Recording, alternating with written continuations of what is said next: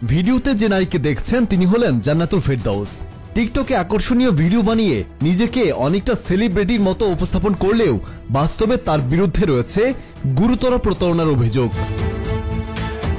রাজধানীর পুরান ঢাকার লালবাগ এলাকায় ৭৬/২ হোল্ডিং ওয়াটার ওয়ার্কস রোডের বাসায় জান্নাতুল ফেরদৌস নামে এক নারীকে বাসা ভাড়া দিয়ে বড় ধরনের প্রতারণার শিকার হন বাড়িওয়ালা সজীব। শুরুটা ছিল ঘর ভাড়া নিয়ে, কিন্তু তা দ্রুত রূপ নেয় মিথ্যা ধর্ষণ মামলায়। বাড়িওয়ালা সজীব জানান, জান্নাতুল ফেরদৌস ঘর ভাড়া সময়মতো পরিশোধ না করায় তিনি একাধিকবার স্থানীয় সালিশ ও থানায় অভিযোগ দায়ের করেন। তবে প্রভাবশালী মহলের চাপে প্রতিবারই তিনি ন্যায় বিচার থেকে বঞ্চিত হন। পরিস্থিতি আরো জটিল হয়ে ওঠে যখন জান্নাতুল ফেরদৌস বাড়িওয়ালার বিরুদ্ধে ধর্ষণের অভিযোগ এনে মামলা দায়ের করেন। এতে সজীবকে জেল খাটতে হয়।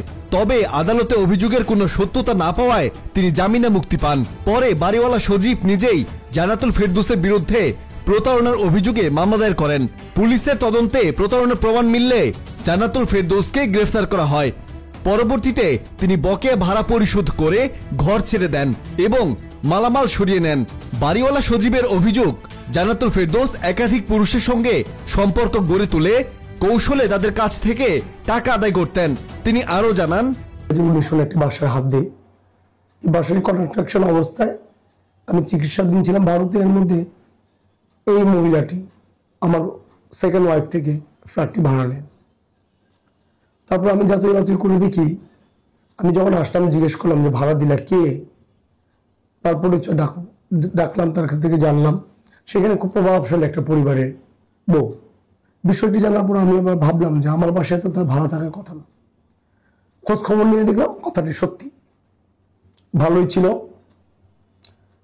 যেহেতু আমি ওই বাসায় থাকি না, আমার কাছে খুব বেশি কিছু ছিল না। আমি যতটুকু সংবাদ বা খোঁজ খবর নিয়েছি আমি একটা জটিলতায় পড়ার পর তারপর ওনাকে ভাড়া দিলাম। এই ভাড়াটা জীবন আমার জীবনে একটি কাল হয়ে গেল। যেমন কাল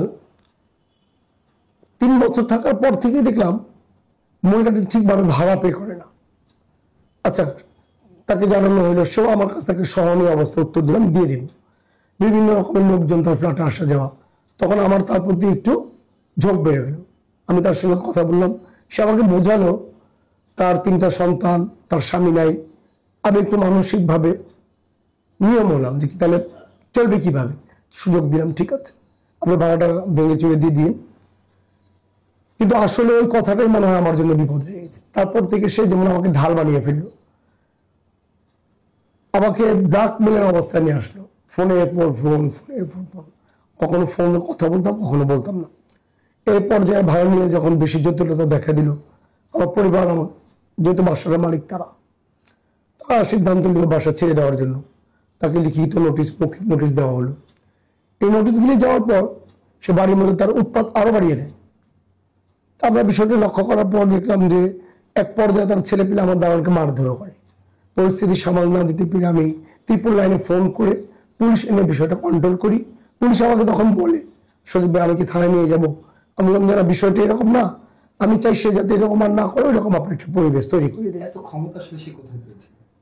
এই জিনিসটা আসলে যখন আমি এই ৯-১ মতো মামলায় পড়লাম, তখন আমি খুব যাচাই করে দেখলাম সে স্থানীয় খুব প্রভাবশালী বেশ কিছু লোক, নেতা কর্মী, তাদেরকে মেনটেন করে চলতো। তাদের সঙ্গে তার যাতায়াত ছিল। আমি চোখ দিয়ে দেখিনি, কিন্তু যখন আমি পরিস্থিতির শিকার হলাম, আমি ব্যাপারগুলি যাচাই করা শুরু করলাম। সে যাচাই করে দেখলাম যে সে মধ্যরাতে বাসা থেকে বের হয় নীরবে, চোরের মতো। সেগুলি সিসি ফুটেজ থেকে পেলাম, আমি সব সংগ্রহ করে রেখেছি, ইনশাল্লাহ সব আপনাকে দেব। মধ্যরাতে ঢুকে, ভোরে বাসায় ঢুকে, ভোরে বাসা থেকে বের হয়, তখন আমরা জিনিসগুলি যাচাই করা শুরু করলাম। দেখলাম তার একটা ছেলে আছে। আমরা যাচাই বাছাই দেখতে পেলাম সে ছেলেটি তার না, আবু সিদ্দিক আপনার। অলরেডি আমি নিজে তাকে ফলো করেছি, কোনো মাধ্যম না, যে এমন যাতে আমার দ্বারা না হয় যে আমি বুঝে আক্রোশে কোনো ব্যক্তিকে একটা অখ্যাত কথা বা নীতিগত কথা বলে ফেলাম। আমি দেখলাম সে 4টার পর বা 5টার পর আমাদের এই লালবাগে একটা ফুড জোন এরিয়া, সেখানে যে ক্লায়েন্ট রেডি করে, তারপর মাকে ফোন দেয়। সে হোটেলে বসে, তার মা এখান দিয়ে রেডি হয়। আমি ওখানে ছেলেকে দেখলাম কোন হোটেলে বসে, এখানে দৌড়ে আবার রিক্সা দিয়ে আমার বাসায় এসে বসলাম। 40 মিনিটের ভিতরে শেষে যেতে যে ওই হোটেলে যায়।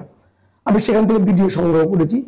তারপরে দেখি সেই লোক আমার বাসায় একটি ভিডিও আমি সংগ্রহ করেছি। ইনশাল্লাহ এগুলি সব দেবো আপনাকে। এইগুলি যখন আমি কথাবার্তা শুরু করলাম তখন মোটামুটি সে আমাকে বিভিন্ন অফারও দেয়, অফারের মধ্যে ভালো অফারও দেয়, মন্দ অফারও দেয়। তাই বললাম যে আপা আমার তো 2টা ওয়াইফ আছে, আর এভাবে পসিবল না, আমি তো আপনাকে বোন নাই, আপনি আমার বাসাটা ছেড়ে দেন, সময় লাগলে নেন, ছেড়ে দেন, যা হয়েছে হয়েছে, আমি কাউকে বলবো না, আপনি কাউকে বলেন না। আমার কাজ এটা না যে আপনি কি করেন, আমি বাড়িওয়ালা, আপনি ভাড়াটিয়া, আমাকে মাস গেলে যে ভাড়া দেবে সে আমার কাছে ভালো, আর এখানে কে কি করছে এটা আমার সাবজেক্ট না। কিন্তু বড় আশ্চর্যের ব্যাপার, এক পর্যায়ে সে আমাকেই এই নারী আর শিশু ধর্ষণ একটা মামলা দিয়ে বসলো, আবার এক পর্যায়ে ওটাই ফেললো। আমি তাকে দেখি আরেক সংসার থেকে, পরিপূর্ণ সংসার থেকে তাকে আমি নাকি ভাগায় নিয়ে আসছি। বিষয়টা খুবই আমার জন্য দুঃখকর ব্যাপার। আমি সমাজে ছোটখাটো মানুষ হিসেবে পরিচিতি, ব্যবসা বাণিজ্য করি। আজকে আলহামদুলিল্লাহ আমি দেশের ন্যায় বিচারে জামিন পেয়েছি। বিচারকগণ আমার বিষয়গুলি যাচাই বাছাই করে আমাকে, আমি শুনতে পেরেছি এই মামলার নাকি জামিন নেই, কিন্তু তারপর আলহামদুলিল্লাহ আমাদের দেশের ন্যায় বিচার আছে, তারা আমাকে জামিন দিয়েছে। কিন্তু আজ যত দিন যাচ্ছে আমি তত দেখতে পাচ্ছি যে কত কঠিন এই মহিলা। তারপর আমরাও তার বেশ কিছু মামলায় গেলাম, পিবিআই তদন্ত দিল। আমার পক্ষে মামলা করা তার জন্য খুব কঠিন ছিল। আমি যেখানে গেছি তারা আমাকে এরকম বলে আমি নাকি কাউন্টার মামলা করতেছি। তা আমি বললাম যে না, আমি কোনো কাউন্টার মামলা করব না, আমি ন্যায় বিচারের জন্য মামলা করব। আমি আমার প্রতি যে মামলা করেছি এই মামলা উইথড্রর ব্যাপারে কিছু বলবো না, যেটা দেশের প্রচলিত আইনে শাস্তি, যদি আমি অপরাধী হই সেটা আমি মেনে নেব। তারপর আমি আমার মতো করে মামলা করলাম। আলহামদুলিল্লাহ আমার মামলাগুলি রিপোর্ট চলে আসলো। তারা অ্যারেস্ট হলো দুইবার। একবার পিবিআই থেকে নারী শিশু 30 মামলায়, সেটা বলে তারা দোষী হলো, অ্যারেস্ট অর্ডার নিল, সেটা তারা জামিনে আছে। আবার চকবাজার আমলি 1860 পেনাল কোডের একটা মামলায় কালকে তারা অ্যারেস্ট হয়েছে। তারা অ্যারেস্ট হয়ে জেল হাজতে আছে, কি অবস্থায় আছে আমি জানি না। কিন্তু বর্তমানে আমি সবই তো পেলাম ভাই, মান সম্মান ফেরত পেলাম, মানুষ জানলো যে না বিষয়টা আমি জড়িত না। কিন্তু আর্থিক, সামাজিক আর নৈতিকভাবে পরিবার পরিজনের কাছে আমি যে অবস্থায় আছি, আশা করি আপনারা ছেলে হিসাবে, পুরুষ হিসাবে উপলব্ধি করে দিতে পারেন। ব্যবসা, সামাজিকভাবে আমি ক্ষীণ, আজ ধ্বংসের মুখে। এরকম একটা অবস্থা, ধ্বংসের মুখে, এটাই স্বাভাবিক। কেউ যদি জানতে পারে, এই দেশ মুসলমানের দেশ, মুসলিম দেশ, এই দেশে এই ধরনের কেউ সাপোর্ট করে না।